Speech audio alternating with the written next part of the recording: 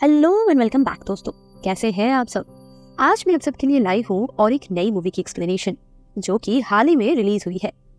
इस मूवी का नाम है सलार। ये मूवी एक एक्शन थ्रिलर है, साथ ही साथ एक फ्रेंडशिप की बहुत ही इमोशनल एक पिक्चर पेंट करती है। तो चलिए बिना किसी देरी के शुरू करते हैं आज की मूवी। लेकिन उससे पहले मैं आपको एक बात बता दूं, ये मूवी थोड़ी कॉम्प्लिकेटेड है, तो इसे बिना स्पीड अप किए और स्किप किए आराम से देखना, वरना शायद इंपॉर्टेंट डिटेल्स मिस हो सकते हैं। तो चलिए शुरू करते हैं। कहानी की शुरुआत में हम दोनों लड़के को देखते हैं जिनका नाम देवा और वरदा होता है। यहीं पे बैकग्राउंड पे एक स्टोरी टेलिंग भी होती है जहाँ पे हमें ये बताया जाता है कि ये लोग जहाँ से है वो बहुत ही खतरनाक जगह है और यहाँ पे माफी नाम की कोई चीज ही नहीं होती है। अब शुरुआती सीन में हम ये देख लेते हैं कि देवा बहुत ही गुस्से में है क्योंकि किसी ने वरदा का नथुनी ले लिया है। नथुनी यानी एक सेप्टम पियर्सिंग जैसा होता है। अब वो उन लोगों में एक पावर का सिंबोलिज्म होता है। सिर्फ नथुनी नहीं, उनके हर एक ज्वेलरी कुछ न कुछ सिंबलाइज करता है। अब ये नथुनी कोई रुद्रा नाम का लड़का ले लिया था। बाद में तो हमें पता चलता है कि ये रुद्रा असली में वरदा का भाई है, यानी वरदा का जो पिताजी था उनकी 2 शादी थी और रुद्रा और वरदा एक्चुअली में स्टेप ब्रदर्स है। यहीं पे देवा एक्चुअली रुद्रा से लड़ने आता है और उसको कहता है कि वो वरदा का नथुनी वापस कर दे, लेकिन रुद्रा तो मना कर देता है और कहता है कि अगर तुम मेरे इस खिलाड़ी को हरा दो तो मैं तुमको नथुनी वापस कर दूंगा। अब देवा भले ही बहुत छोटा था, लेकिन उसका गुस्सा तो एकदम पहाड़ों के समान था। तो वो वहां से चला जाता है और जाते वक्त ऊपर एक बिजली की तार को काट देता है। फिर नीचे जाकर जब वो उससे लड़ने लगता है तो उसको वो पहले तो हाथ नहीं लगाता है और धीरे धीरे पीछे हटने लगता है। तभी जब वो खम्भे के पास आता है, वो खम्भे में एक लात मारता है जिससे वो बिजली का तार खुला गिर जाता है नीचे और वो उसी तार को पकड़कर सामने वाले प्लेयर को पकड़ लेता है, जिससे वो प्लेयर एकदम बिजली के झटके से गिर जाता है। इसमें देवा को भी चोट पहुंचती है, लेकिन फाइनली वो उसको गिरा तो देता है। लेकिन दूसरे ही सेकंड में हम ये देखते हैं कि देवा उठ रहा है, यानी देवा को कुछ नहीं हुआ है, लेकिन इस बिजली की वजह से उसके शरीर में थोड़ी बहुत चोट आई है और उसके कंधे के पास एक निशान बन चुकी है। अब जैसे ही देवा उसको हरा देता है, रुद्रा उसको देखकर डर जाता है क्योंकि ऐसा खतरनाक काम और कोई नहीं कर सकता। तभी रुद्र जल्दी से आकर वरदा को अपना नथुनी वापस कर देता है और वहां से चला जाता है।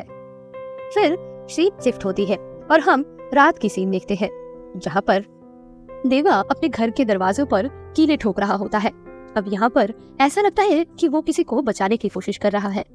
असलियत में अंदर उसकी माँ बैठी रहती है और तभी वहाँ पर कुछ गुंडे आते हैं जो कि वो दरवाजा तोड़ने की कोशिश करने लगते हैं और दरवाजा टूट ही जाता है कि तभी वहाँ पर वरदा आ जाता है और आकर उन गुंडों को देवा और उसकी माँ को छोड़ देने के लिए कहते हैं।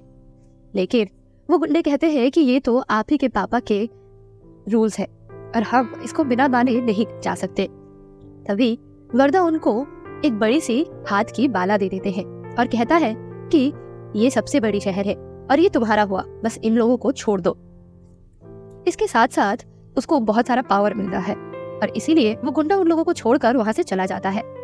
लेकिन वरदा कहता है कि अब तो तुम लोग यहाँ पर नहीं रह सकते, इसीलिए तुम्हें वापस जाना पड़ेगा। और तभी देवा का माँ उससे प्रॉमिस करवाता है कि तुम मुझे प्रॉमिस करो कि तुम कभी भी और यहाँ पर वापस नहीं आओगे। लेकिन देवा उनको प्रॉमिस ही नहीं कर पाता है और तभी तुरंत वो वरदा से जाकर कहता है कि जब जब तुम बुलाओगे तब तब मैं वापस आऊंगा, क्योंकि मैं दोस्ती की वरदान कभी नहीं भूलता। और ये बोलकर वो अंदर जाकर गाड़ी में बैठ जाता है, जिसके बाद उसको वरदा के कुछ लोग जाकर एक दूर जगह पर छोड़ के आते हैं ताकि उनको कोई ढूंढ ना पाए।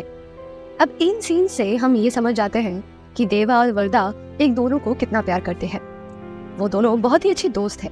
यहीं पर हमें छोटे छोटे ये फ्लैशबैक्स भी दिखाए जाते हैं कि कैसे वो दोनों धीरे धीरे बड़े हुए हैं और वो दोनों हमेशा भाई की तरह बड़े हुए हैं।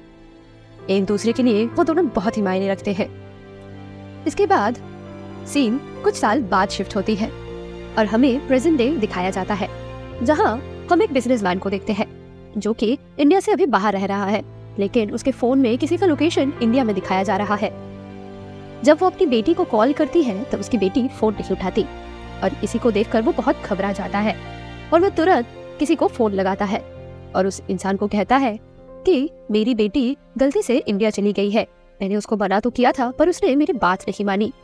लेकिन अभी खान सर के लोगों को अगर पता चल गया कि मेरी बेटी इंडिया गई है तो वो लोग उसे नहीं छोड़ेंगे, इसीलिए प्लीज तुम उसकी मदद करना और उसको सिर्फ एक ही जन बचा सकता है। यहाँ पर पहले तो हमें समझ नहीं आता है कि वो लोग किसकी बात कर रहे हैं, लेकिन ये बात हमें धीरे धीरे पता चलेगी। तो चलिए देखते हैं कि आगे क्या होता है। फिर वो बिजनेसमैन जिससे बात कर रहा था वो कहता है कि तुम्हारी बेटी को सिर्फ अम्मा बचा सकती है। अब यहाँ पर अम्मा मतलब हम अब तक जिस इंसान के बारे में बात कर रहे थे उसी की मम्मी की बात हो रही है। अब हमें उस बिजनेसमैन की बेटी को दिखाया जाता है जिसका नाम श्रुति होता है। वो प्लेन से इंडिया आती है और उतरते ही वो एक कैब लेकर कहीं जा रही होती है, लेकिन उसे बीच रास्ते में ही कुछ गुंडे पकड़ लेते हैं और उसके ड्राइवर को मर्डर करके उसे अपने साथ ले जा रहे होते हैं। ये गुंडे खान सर के ही आदमी लोग होते हैं जो कि इसको पकड़कर अपने साथ अपने बॉस के पास लेके जाना चाहते थे, लेकिन तभी जिससे वो बिजनेसमैन पहले बात कर रहा था वो आ जाता है और वो इन लोगों को फॉलो करता है करके किसी तरह से इस लड़की को फाइनली बचाकर अपने साथ लेके जाता है। तभी वो लड़की ये कहती है कि उन्हें पुलिस में खबर देना चाहिए, लेकिन वो लोग उसको समझाते हैं और तभी उसके पापा से उसकी बात करवाते हैं। उसके पापा श्रुति को बताती है कि ये आदमी जो भी बोले तुम वही करना। फिर ये आदमी उसको एक इंग्लिश टीचर से जाकर अम्मा के पास लेके जाता है और उसी गांव का सरपंच से कहता है कि इसका थोड़ा सिफारिश कर देना, और वो जाकर अम्मा से श्रुति के बारे में कहता है और कहता है कि ये इंग्लिश टीचर है। अब अम्मा यहाँ पर एक हिंदी टीचर थी जो कि यहाँ के बच्चों को स्कूल में बिठाकर पढ़ाती थी। अम्मा असल पे देवा की ही मम्मी होती है और हमें ये देखकर तभी समझ आ जाता है कि देवा और उसकी माँ यहीं पर आकर इतने सालों से छुपे बैठे थे। अब अम्मा श्रुति को देखकर कहती है कि इनसे नहीं हो पाएगा, आप इसे ले जाइए क्योंकि ये बच्चे बहुत ही शरारती हैं। तभी श्रुति कहती है कि नहीं, मुझे एक मौका तो देकर देखिए, अगर नहीं हुआ तब आप मुझे यहाँ से निकाल देना। ये सुनकर अम्मा राजी हो जाती है और उसे 3 दिन की समय देते हैं और कहते हैं कि 3 दिन के बाद चौथे दिन आपको यहाँ से निकाल दिया जाएगा अगर आप इन लोगों को बिठाकर पढ़ा नहीं पाए तो। यहाँ पर दूसरे सीन में हम ये समझते हैं कि अम्मा और देवा अभी भी उस खानसर नाम की जगह से थोड़े से डरे हुए हैं और अम्मा अभी भी देवा को उससे प्रोटेक्ट करने की कोशिश करती है। वो उसके हाथ में कोई भी औजार नहीं लेने देती है, ना ही उसको किसी के साथ झगड़ा करने के लिए देती है, लेकिन अम्मा खुद सबसे लड़कर वहां के बच्चों को एक भविष्य देना चाहती है। फाइनली आप ये देखते हैं कि श्रुति बच्चों को पढ़ाने के लिए तो राजी हो जाती है क्योंकि यहाँ पर उसकी तो खुद की भी जान की बात थी। अब दूसरे दिन जब वो स्कूल में पढ़ाने जाने वाली थी तब उसको कोई बाहर से लॉक कर देता है। अब ये और कोई नहीं, बच्चों का ही काम था ताकि वो उनको पढ़ाने ना आ पाए। लेकिन किसी तरह श्रुति स्कूल में पहुंच ही जाती है, लेकिन बच्चे इतने ही बदमाश होते हैं कि उनको क्लास में बिठाते बिठाते ही सब घंटा बज जाता था, इसीलिए वो किसी को पढ़ा नहीं पा रही थी। अब ये देखकर अम्मा उसे और एक काम देते हैं और कहते हैं कि उसके बेटे को कुछ खाना पहुंचाना है और उसे जाने के लिए कहते हैं। अब खान सर के कुछ गुंडे श्रुति पर वहां पर नजर रख रहे थे। जब श्रुति वहां पर देवा को खाना देने जाती है वो वहां से उसको उठाकर लेके ही जाने वाले होते हैं, लेकिन तभी देवा कुछ कर नहीं रहा होता है क्योंकि वो तो अपने माँ को वादा किया था कि वो कभी किसी पर हाथ नहीं उठाएगा। और तभी वहां पर अम्मा भी आ जाती है और देखकर वो सभी को ये कहती है कि आप में से इतने सारे मर्द यहाँ पर है, कोई तो उसको रोको और श्रुति को बचाओ, लेकिन कोई उसका बात नहीं सुनता है और उल्टा कहता है कि क्यों, तुम्हारा बेटा भी तो मर्द है, उसको कहो। तभी उसकी माँ देवा को परमिशन दे देती है, जिसके बाद वहाँ पर एक बहुत ही दमदार एक्शन सीन होता है। दूसरी ओर हम ये देखते हैं कि कोई फॉरेनर इंडिया में इलीगल कुछ सब्सटेंस इंपोर्ट करना चाहता था। अब वो एक गैंगस्टर को बुलाकर कहता है कि ये माल उसको इंडिया में भेजने में हेल्प करे, लेकिन तभी वो आदमी उस पर कुछ सील्स लगा देते हैं और उस लॉरी पे एक जन को बिठा देता है और उसको जाने के लिए देते हैं। अब ये फॉरेनर ये देखकर डर जाता है कि शायद उसके माल पकड़ा जाएगा, लेकिन ये सील असलियत में खानसार की होती है। और ऐसा कहा जाता है कि खानसार एक ऐसा जगह है जहाँ का मैप तो इंडिया के एक्चुअल मैप में भी नहीं है, और वहाँ के लोग बहुत ही खूंखार है, और इसीलिए इस सील को कोई नहीं रोक सकता। अब कुछ देर जाते ही उसको पुलिस रोक तो लेते हैं, लेकिन जैसे ही वो इस सील को देखते हैं वो तुरंत उस ट्रक को जाने देते हैं, और साथ ही साथ सारे चेक पोस्ट में ये खबर लगा देते हैं कि इस ट्रक को कोई ना रोके। लेकिन इस श्रुति को पकड़ने के चक्कर में तिनखाली में ये ट्रक रोक दिया जाता है। दूसरी ओर हम ये देखते हैं कि श्रुति उस दूसरे आदमी से बहुत सारा क्वेश्चन करती है कि ये एक्चुअली क्या हो रहा है, और ये देवा है कौन, सलार कौन है, ये सब क्या हो रहा है।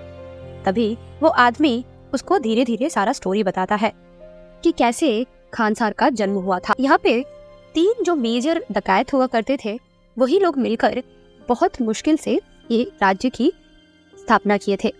फिर धीरे धीरे जब इंडिया और पाकिस्तान भाग होने लगे तब वो गवर्नमेंट से ये विनती किए कि खानसार किसी भी मैप में नहीं रहेगा और इंडिया का कोई भी रूल यहाँ पर लागू नहीं होगा, लेकिन खानसार की सारी रूल पूरी इंडिया पर लागू होगी। अब शिव मन्नार का ये बात सुनकर किसी तरह गवर्नमेंट राजी तो हो गया था। अब इस जगह को पूरी तरीके से अलग कर दिया गया था, लेकिन टाइम के साथ साथ मन्नार जी की हालत खराब होती गई और नियम के अनुसार अब खानसार में सौर्यंक वाले की रूल होनी चाहिए, क्योंकि ये जो 3 मेन डकैत थे ये एक दोनों को एक्सचेंज कर करके रूल करते थे। लेकिन अब शिव मन्नार का बेटा ये नहीं चाहता था, इसीलिए वो एक चालाकी करके सारा का सारा हिस्सा अपने तरफ कर लेता है और सूर्यंक के सारे मेंबर्स को मार देता है। इसके बाद राज मन्नर यानी शिव मन्नार का बेटा इस खानसार को 101 पार्ट में डिवाइड कर देता है। इस हर एक पार्ट को एक एक शहर बोल सकते हैं। अब इन सब शहरों का एक एक लीडर होगा। इन लीडरों को भी 3 हिस्सों में बांटा जा सकता था, जो कि होते हैं कपार, सरदार और कर्ता। अब कपार के पास एक एक वोट की पावर होती थी और सरदार के पास 3 वोट की और कर्ता के पास 15 वोट की। ऐसे 61 कपार थे, 3 सरदार और 1 कर्ता, यानी 61 + 24 + 15 हो गए 100। और इसके साथ और एक जो छोटा सा राज्य बचता है, शहर बचता है, वो पिछले जैसे शुरुआती सीन में हम देखे थे कि वर्दा ने एक जट को एक शहर दे दिया था, वो इसी को दे दिया जाता है। अब मजे की बात ये थी कि राज मन्नार ने अपनी दिमाग चलाकर इन 8 सरदारों में से 5 तो अपने ही लोग रखे थे, ऐसे ही ताकि वो सारे पूरे खानसार को अपने पावर में रूल कर सके।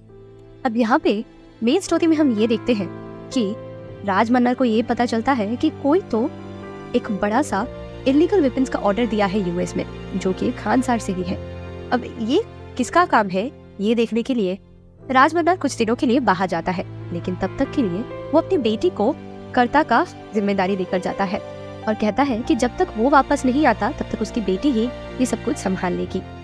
और जाते वक्त तो अपने बेटे से कहता है कि तुम इनमें से किसी एक को कब्जा कर लो, तो मैं जब वापस आऊंगा तब मैं तुमको कर्ता बना दूंगा। अब वर्दा जो कि इसका बेटा होता है वो उसी लास्ट वाले शहर को अपने कब्जे में कर लेता है और सरदार बन जाता है। तब ये जो बंदा था वो वर्दा को मारने का प्लान करता है और सभी को पहला फुसलाकर उसके खिलाफ जंग छिड़ देता है। यहाँ पे और एक एक्शन सीन दिखाई जाती है और इसके चलते खानसार में तो युद्ध लग जाता है। अब राज मन्नार की बेटी इसको रोकने के लिए सीज फायर का रूल दे देती है, लेकिन कोई कर्ता अकेला ये नहीं कर पाएगा, इसीलिए वोट की जरूरत होगी। तो ये डिसाइड होता है कि 9 दिन बाद एक वोट होगी और अगर उसमें सीज फायर लागू होता है तभी वो लोग ये दंगा कर सकते हैं, वरना नहीं। अब इन 9 दिनों के गैप में सब सरदार कपार अपने अपने सेना को रेडी कर रहे थे और वो सब एक एक देश से अपने लिए आर्मी मंगा रहे थे ताकि वो लोग जंग छिड़ सके। लेकिन वर्दा किसी को नहीं बुला रहा था। तब उसका चेला कहता है कि उसे भी किसी को बुला लेना चाहिए मदद के लिए। तब वरदा कहता है मुझे बस एक इंसान चाहिए। और तभी वो बताता है कि बचपन में उसको उसके दोस्त ने वादा किया था, जो कि और कोई नहीं देवा ही होता है। और फिर वरदा जाकर देवा से मिलता है और देवा उसकी मदद करने के लिए वापस आ जाता है। अब इन 9 दिनों के बीच में ही सबसे पहला तो देवा नारंग का बेटा को मार देता है। नारंग जो कि एक सरदार था, उसी के बेटे को। अब ये बेटा कतई ही नालायक था और इसीलिए गुस्से में आकर देवा उसको मार देता है। अब इसका बदला लेने के लिए वो नारंग इन सभी को एक जेल में बंदी कर देते हैं और 9 दिनों तक उनको यही रहना होता। और दूसरी ओर हम ये देखते हैं कि श्रुति बीच बीच में बात किए जा रही है, यानी ये स्टोरी लाइन तो चल रही थी और प्रेजेंट डे में श्रुति ये स्टोरी को सुन रही थी। अब फिर से हमें स्टोरी में ये दिखाया जाता है कि 9 दिन तो बीत जाते हैं और राजमन्नर वापस आता है और वो आकर देखता है कि ये सब हालत है। और तभी वोटिंग भी चल रहा होता है। अब वोटिंग में 50-50% वोट दोनों तरफ ही होता है, यानी कुछ आधा लोग कहते हैं कि सीज फायर बने रहने दो ताकि खून खराबा ना हो, और आधा लोग ये कहते हैं कि नहीं, इसे होने दो, इससे बहुत सारे दुश्मन मर जाएंगे। अब यहाँ पर कर्ता यानी राजमन्नर ये चाहता था कि सीज फायर लगे रहे ताकि कोई खून खराबा ना हो और वो अपने औलाद को यहाँ बिठा सके।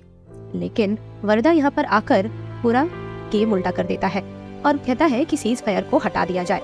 और इसी के चलते बहुत खून खराबा होता है। पूरे खानसार में एक बहुत बड़ा धमाका हो जाता है और सब कोई एक दूसरे को मारने पीटने लगता है। यहाँ पे देवा भी सबको मारता पीटता है और वरदा के होकर काम करता है। लेकिन यहाँ पे और एक प्लॉट ट्विस्ट रिवील होता है, जो कि होता है कि ये जो राजमन्नर है, इसका जो बेटी का पति था वो इसको मारना चाहता था, क्योंकि वो सूर्यंग से एक हिस्सा था। यानी शौर्यंग को जब मन्नार के लोग मार रहे थे तभी वो लोग अपने बच्चे को किसी तरह से बचा देते हैं और वही बच्चे बड़े होकर अभी इनको मारना चाहते हैं। अब यहाँ पे सबसे बड़ा जो प्लॉट ट्विस्ट रिवील होता है वो ये था कि देवा खुद भी शौर्यंग का एक हिस्सा था। वो और कोई नहीं बल्कि उसी का लीडर का बेटा था। यही पर हमको समझ में आती है कि क्यों पहले सीन में इन्हें मारने के लिए गुंडे लोग गए थे। ये कंफ्यूजन तो क्लियर हो जाती है, लेकिन मूवी तो यही खत्म होती है कि श्रुति तो बच जाती है, लेकिन क्योंकि सभी को अभी पता चल गया है कि देवा शौर्यंग की एक हिस्सा है, तो क्या वो सिंहासन में बैठने के लिए कुछ करेगा? देवा और वरदा का फ्रेंडशिप का क्या होगा? ये सब कुछ इस मूवी में नहीं दिखाया जाता है। अब इसको देखने के लिए हमें इसकी पार्ट 2 की इंतजार करनी पड़ेगी। ये स्टोरी एक्चुअली में बहुत ही बड़ा और लंबा है, इसीलिए इसको 2 हिस्सों में बांट दिया गया था। पहला हिस्सा तो सलार है, सलार द सीज फायर, और दूसरा हिस्सा बहुत ही जल्द आने वाला है, तो उसके लिए तो आपको इंतजार करना ही पड़ेगा।